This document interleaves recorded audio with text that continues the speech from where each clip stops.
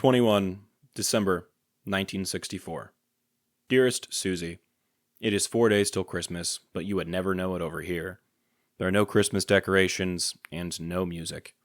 Even AEN doesn't play any Christmas music. But I guess we will have to work Christmas Day.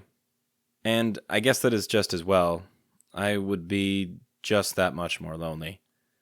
I suppose by the time you get this letter, Christmas will be over. How did you like your Christmas present? Did the boys have a good time? Oh, I got the picture of Billy, and I have to agree with him. I think they came out very well.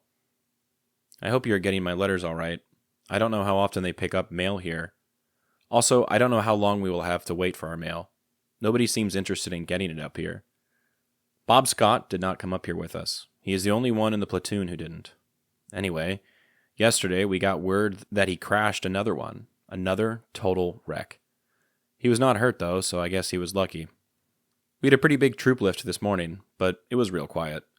I don't think there was a shot fired. Those are the best kind. We took in a company that was equipped with big German Shepherd dogs. They were all donated by Germany. Well, things are real quiet. We still don't know when we will have to go back to Vinh Long. Take care of yourself and the boys. I love you all very much and miss you more all the time. So, I will close for now, sending you all my love. One more thing. I don't think you will want to play Pinochle against me when I get back. I'm sure getting a lot of practice up here. All my love. Bill. The Armed Forces Network, or the AFN, often referred to as the American Forces Network, played a critical role in providing entertainment and morale-boosting content to U.S. military personnel stationed far from home. Originally known as the Armed Forces Radio Service, this network has operated since 1942, providing programming for American soldiers all over the world. During the Vietnam War, the AFN Far East Network, or AEN, broadcasted a mix of news, music, and radio shows to troops in Southeast Asia. AEN aimed to bring a sense of normalcy and connection to soldiers stationed in remote and often dangerous locations. Popi's letter highlights a poignant absence in the AEN programming, the lack of Christmas music during the holiday season. This omission could reflect logistical challenges, local sensitivities, or simply the operational priorities of broadcasting to a war zone. For many soldiers, music was a lifeline to home, and the absence of familiar holiday tunes likely deepened the sense of isolation. While he knew his wife and 3 kids were home and celebrating Christmas without him, he clearly missed the familiar sounds of Bing Crosby and the like. Though he had always lived in Florida or Georgia or places where it didn't snow, he was probably dreaming of a white Christmas at that point in time more than any other in his life. The AEN was later immortalized in popular culture, most notably in the 1987 film Good Morning Vietnam, starring Robin Williams. The film portrays the life of Adrian Cronauer, an AFN DJ who used humor and music to boost morale for troops in Vietnam. While the movie showcases the power of music and radio to connect soldiers to home, Popi's letter reveals how the absence of such comforts could amplify the loneliness of service. Together, these perspectives remind us of the profound emotional role of entertainment and communication in wartime. Pinochle, spelled Pinochle, is a card game Popi mentions in his letters semi-often.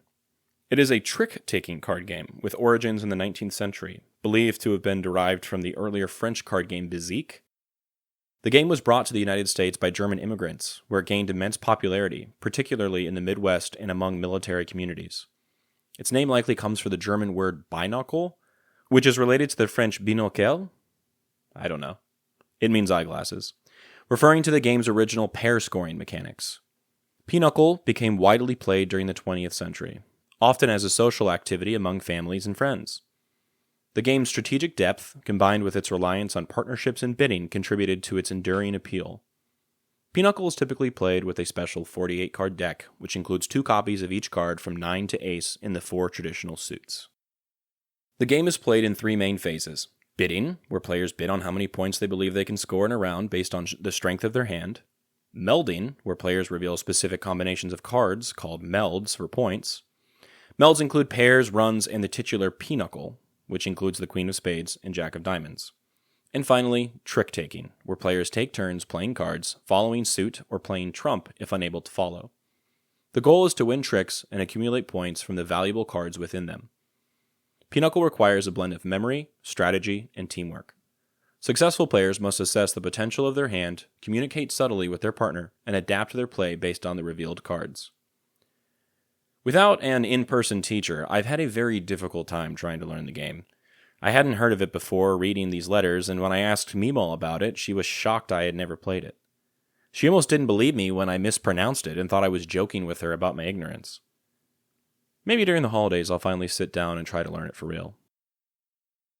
The photo I chose for today depicts what appears to be a common space building on the Vinh Long Airfield. It has a sign on the outside depicting the 114th Aviation Company unit's crest. It is a black knight chess piece with wings in front of a yellow and blued shield. Perhaps Popi would sit here with his friends and listen to AEN when they weren't busy.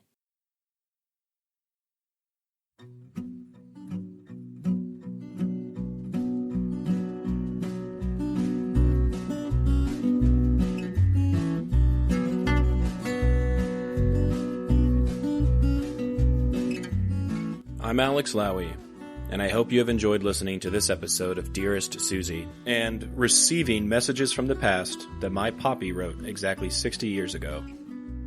I sincerely appreciate your time and interest. Please consider following the podcast on your preferred platform, and if you're enjoying it, I kindly ask that you take the time to rate the show and leave a review. Also, please follow the project on YouTube, X, and Instagram. All likes, comments, shares, and reviews will help grow the reach of this story. The links for these things should be in the description of this episode. Please feel free to email me at dearestsusiepodcast@gmail.com if you have anything you'd like to say. I'd love to chat or to hear about your stories as well. Thank you for listening, and God bless.